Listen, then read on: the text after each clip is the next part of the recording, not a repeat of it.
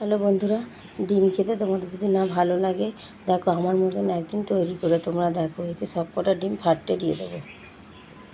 আমি ডিমটাকে সব কিছু দিয়ে এরকম ফেটিয়ে নিয়ে এবার আমি একটা বাটিতে ঢেলে দিচ্ছি।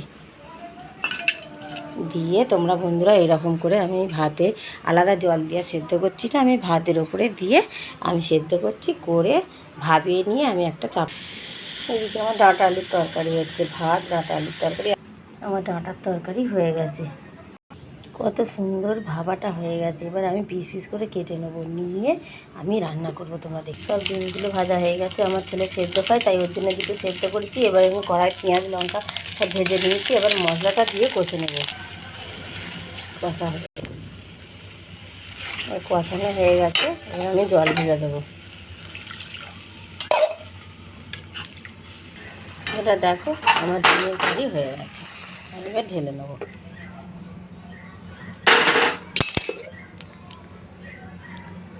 হ্যালো বন্ধুরা, আমার তরকারিগুলো দেখে যদি, ডিমের তরকারি দেখে যদি ভালো লাগে, আমার চ্যানেলটাকে একবার লাইক কমেন্ট শেয়ার করে আমার পাশে থাকবে। ধন্যবাদ।